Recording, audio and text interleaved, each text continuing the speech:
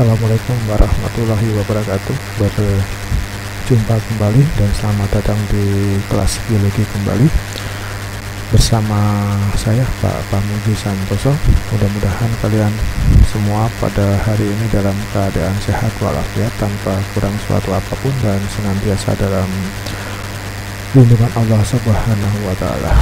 Baik, kita lanjutkan materi kita pada hari ini. Kita akan masuk kepada kelompok makhluk hidup berikutnya ya. Setelah pertemuan sebelumnya kita belajar tentang protista ya, makhluk sederhana eukariot, belum memiliki jaringan ya, yang terdiri atas beberapa kelompok. Ada protista mirip tumbuhan, protista mirip hewan, dan juga protista mirip fungi. Nah, pada hari ini kita akan mempelajari kelompok atau kingdom berikutnya, yaitu kingdom fungi atau dikenal sebagai dunia jamur. Kalau Oomycota dan Myxomycota itu adalah protista mirip fungi ya.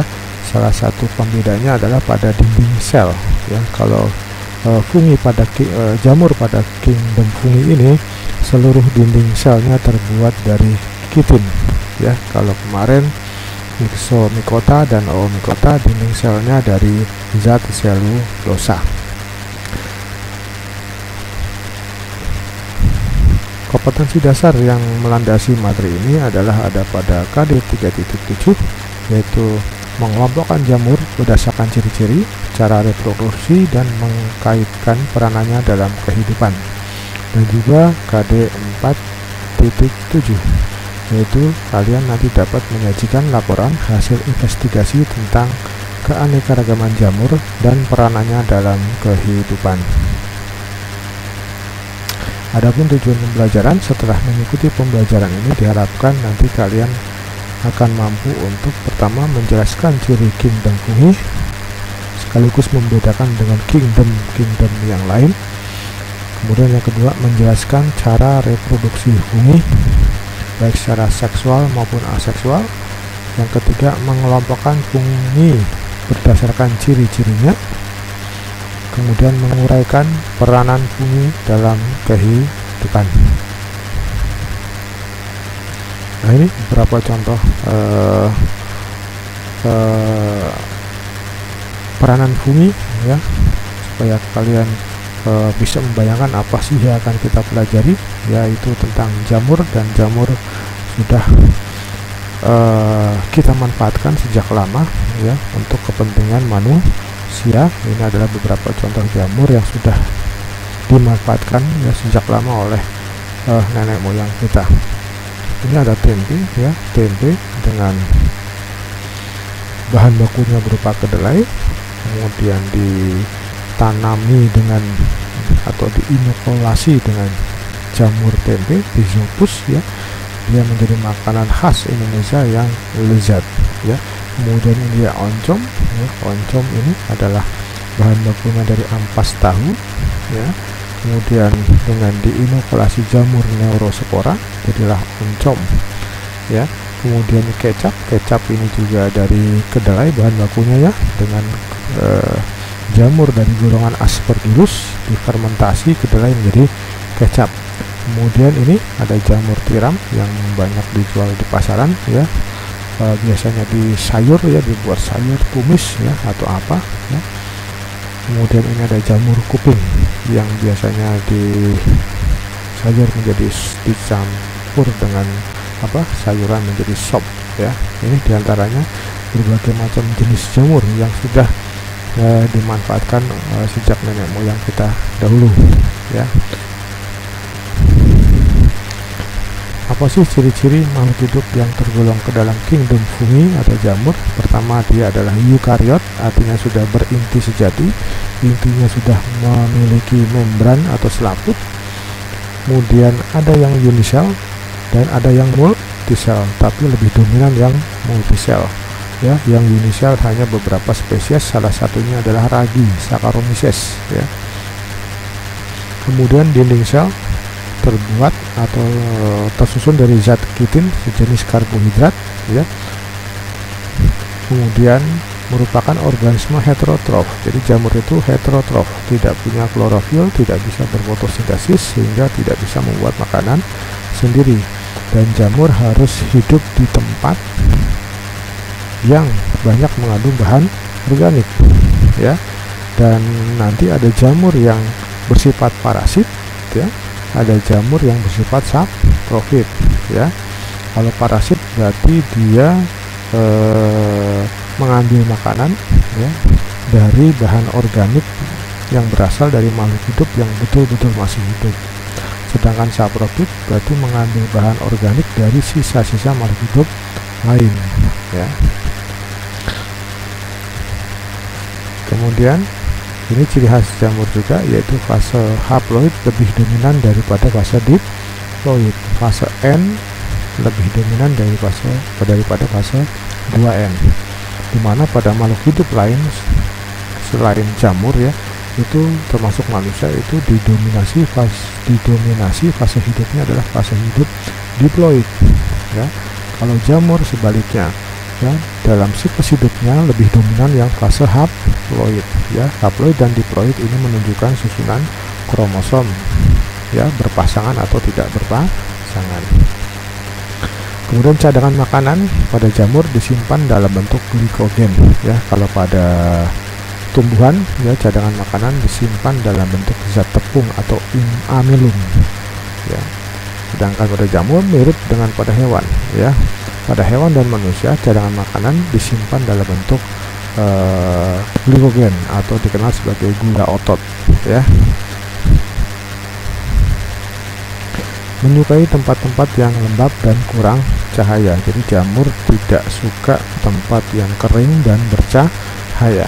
Jadi jamur sangat menyukai tempat yang lembab, basah, dan relatif gelap. Itu ciri khas dari jamur. Kemudian kita masuk struktur tubuh jamur. Jamur itu memiliki struktur terkecil yang disebut hifa atau benang-benang halus, ya. Kalau kamu amati tempe, bagian yang putih itu adalah jamurnya. Dan kalau kamu amati lebih jeli lagi, itu sebetulnya adalah susunan dari benang-benang halus yang disebut hifa. Nanti hifa berkumpul membentuk anyaman yang disebut miselium. Kemudian miselium itu nanti akan memadat, ya, mengeras, membentuk biasanya beberapa jenis jamur, membentuk struktur yang bentuknya khas yang disebut tubuh buah. Meskipun tidak semua jamur mampu membentuk tubuh buah. Sekali lagi, tidak semua jamur mampu membentuk tubuh buah, tapi semua jamur pasti memiliki hifa dan miselium.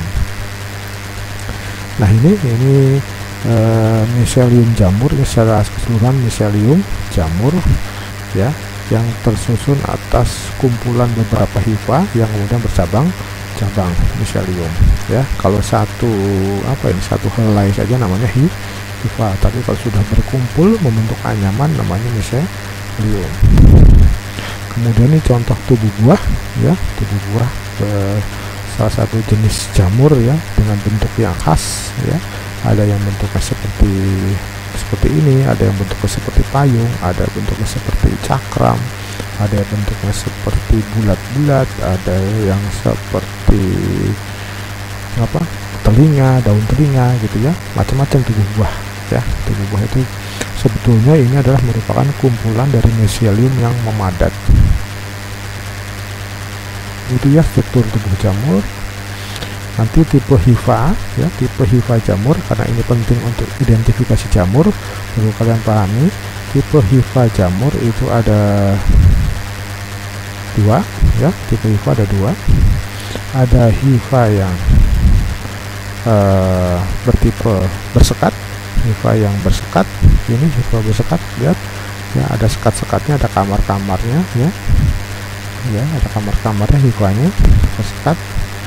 Kemudian ada tipe hifa yang tidak bersekat seperti ini, polos, ya, polos, tidak ada sekat-sekatnya, ya, atau disebut tipe koenocytic. Jadi kalau di bawah mikroskop akan terlihat sekali ada yang hifanya modelnya ada sekat-sekatnya, ada kamar-kamarnya, gitu, ya. tapi ada juga yang polos ya, atau bertipe koenositik. Ini sangat penting untuk identifikasi jamur.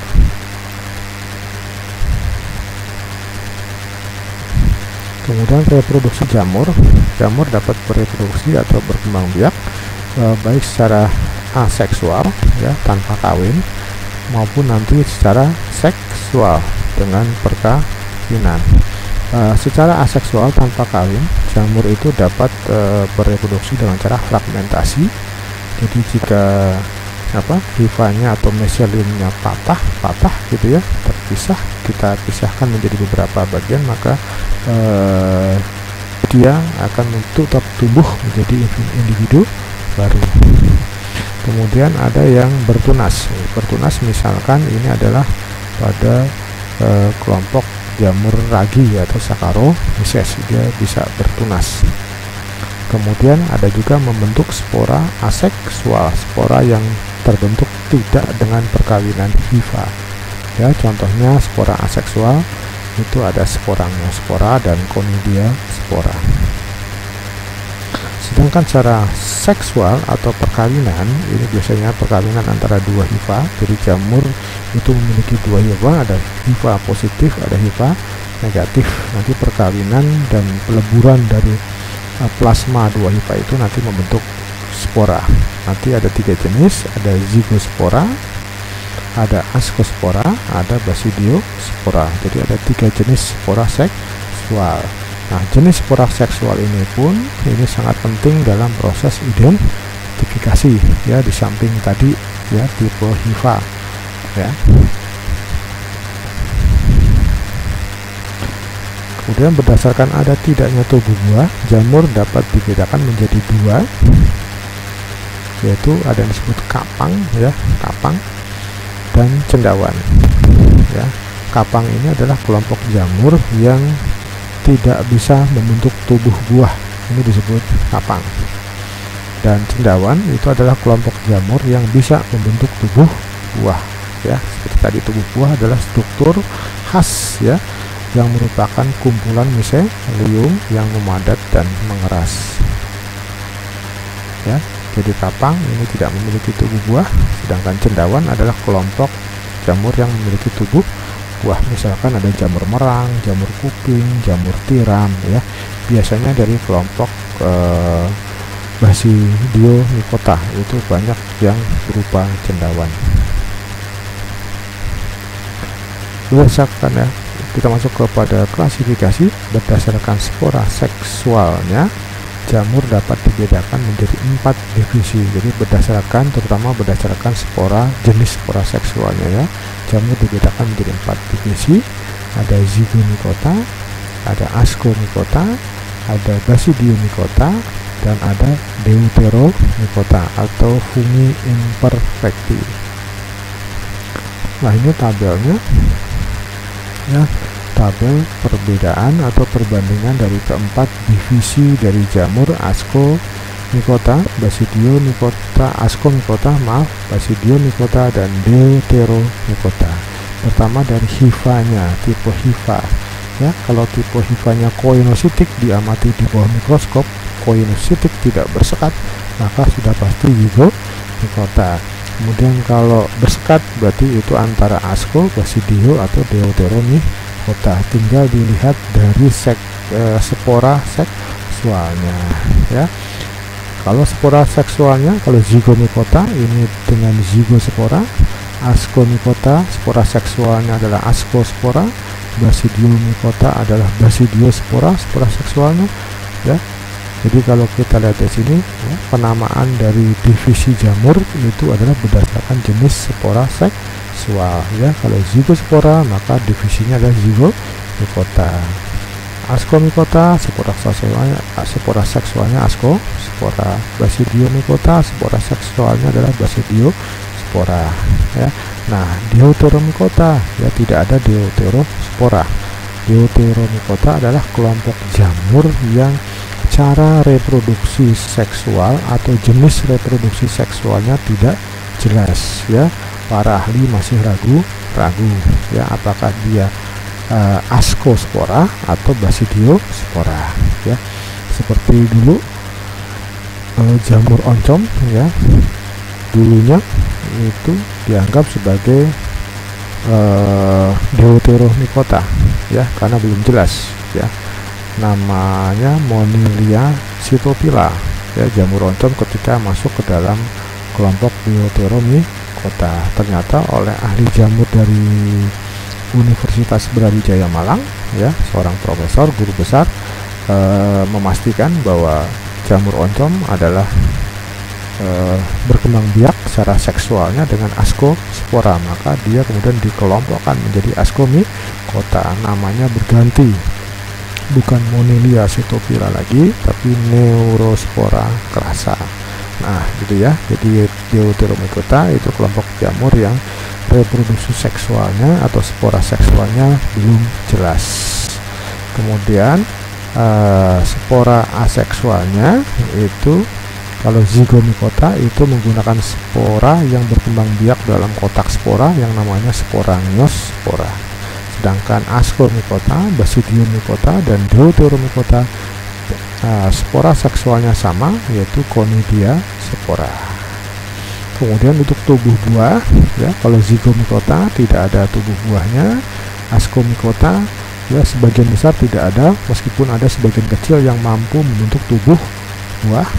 Kemudian Basidiomycota sebaliknya ya, sebagian besar ada tubuh buahnya. Kemudian Deuteromycota ini tidak ada tubuh buah atau tidak mampu membentuk tubuh buah. Ini ya perbandingan dari keempat divisi jamur. Nah, divisi Zygomycota ini tipenya tadi sudah kita bahas ya, tipe hifanya koinosetik. Ini hifanya ini ya, ini hifanya ya, berkembang biak secara aseksual dengan sporangiospora. Ini kotak sporanya, sporangiumnya. Kemudian ini jamur aseksualnya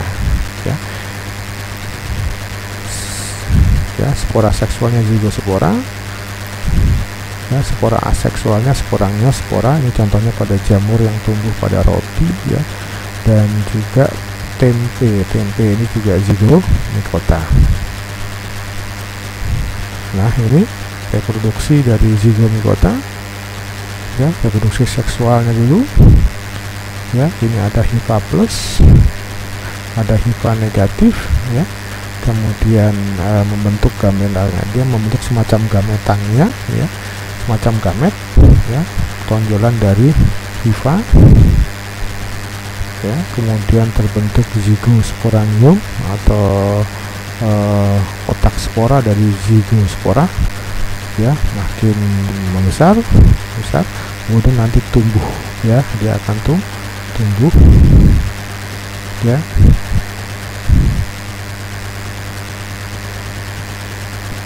Ini ya, kemudian terjadi di dalam kotak spora ini terjadi proses meiosis sehingga Zygospora itu berkromosom haploid. Ini ya, ini perkecambahan dari Zygospora, dan ini nanti membentuk sporangiospora ya. Ini reproduksi aseksualnya, ini sporangiospora, ini Zygosporanya ya.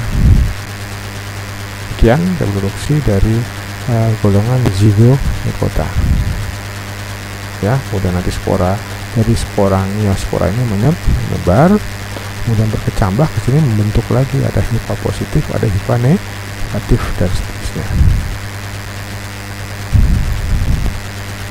Nah, ini ada golongan Rhizopus ya. Rhizopus ini bentuknya kalau di bawah mikroskop terlihat seperti ini ya, ada sporangiofornya, ini tangkai kotak sporanya. Ini sporangiumnya berwarna hitam, bulat-bulat ya, kumpulan dari ribuan sporangiospora. Ini ciri khas dari jamur Rhizopus yang hidup pada tempe maupun pada roti busuk ya. Kemudian juga ada golongan mukor ya, peranannya adalah untuk membuat tempe ya, dari spesies Rhizopus oligosporus. Ada Rhizopus oryzae juga bisa. Kemudian saprofit pada sisa-sisa roti ya, contohnya adalah Rhizopus tolo. Kemudian ada Mucor Mucedo. Nah ini ya peranan zygomikota yang ada di sekeliling kita. Oke, kita masuk ke yang kedua, yaitu divisi ascomycota. Ya, ini ada ascus ya, tempat berkumpulnya ascospora. Di dalamnya ada ascosporanya. Tempat terdapatnya ascospora namanya ascus. Kemudian ada juga ascomycota yang bersel tunggal, ini adalah sel-sel ragi ya, ini sel-sel ragi, dan ini sedang bertunas ya.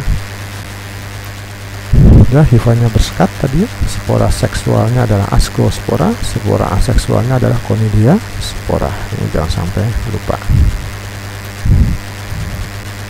Nah, ini ada kelompok ascomycota yang memiliki tubuh buah ya, atau ascocap. Tubuh buah ini sebetulnya adalah kumpulan dari ascus ini.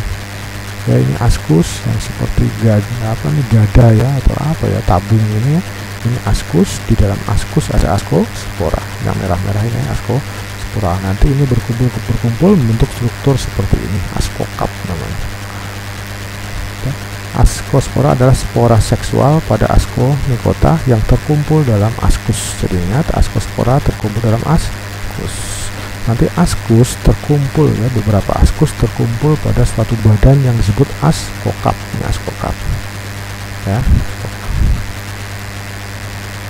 Nah, pemanggilannya seperti ini, hampir mirip ya. Ada hifa jantan dan ada hifa betina nanti ya. Kemudian ada semacam nanti perkawinan ya, membentuk alat kelamin jantan namanya anteridium, yang betina membentuk alat kelamin betina namanya ascogonium ya. Ini adalah secara seksualnya ya. Kemudian nanti akan terjadi perpindahan inti dari anteridium masuk ke ascogonium ya. Inti haploid jantan berpindah ke dalam ascogonium. Jadi dari yang hitam ini nanti masuk intinya ke yang putih ascogonium ini ya. Ini perpindahannya ini.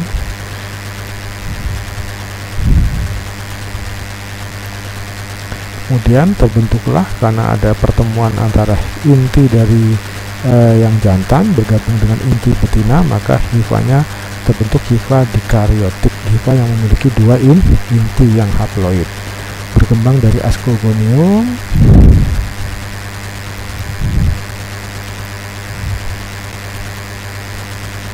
kemudian terbentuk lambat laun ini ya. Ascogonium akan tumbuh menjadi ascocap ya, dari hifa yang dikaryotik tadi ya.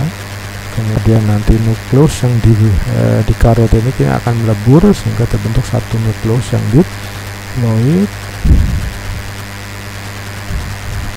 terbentuk ascus. Ini ascus muda ya, ini gambar zoom dari ini ya, di proses yang terjadi di ascocap ini. Terbentuk ascus muda, nanti terjadi pembelahan meiosis ya, pembelahan meiosis hingga ada 4 inti.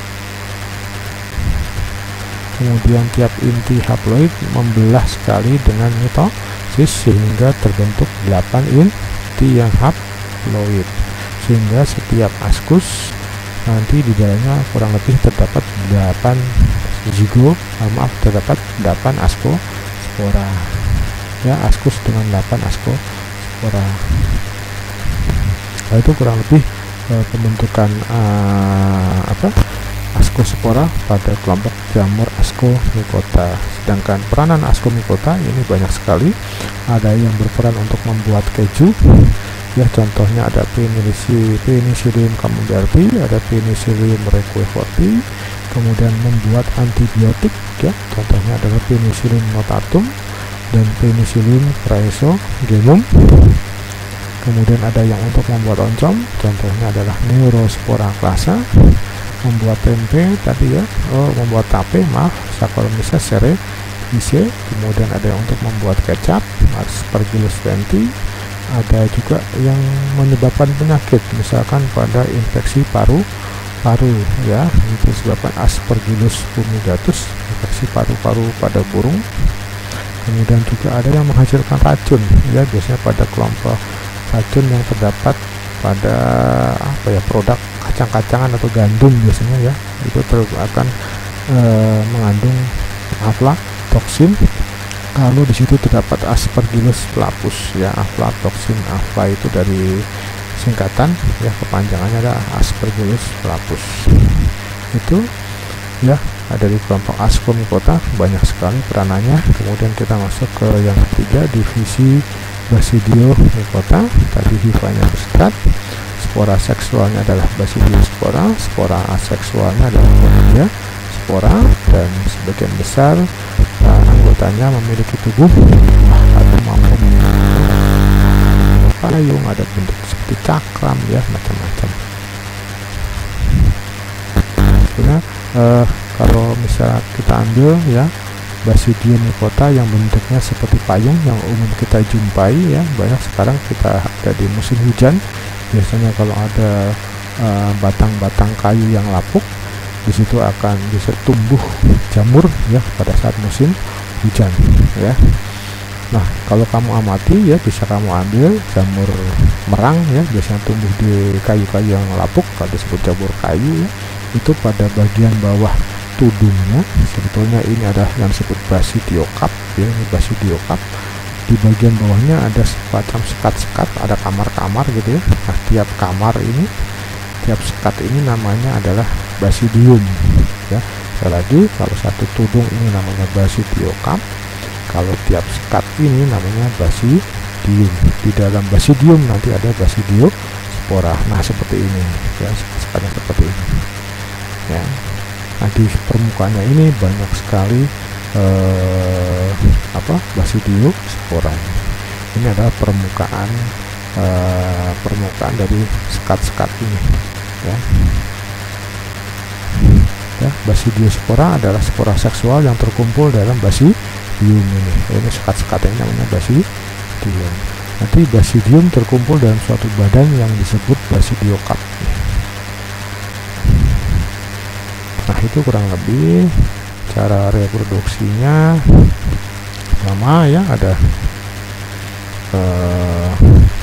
hifa positif, ada hifa negatif. Ini hifa positif, ada hifa negatif ya.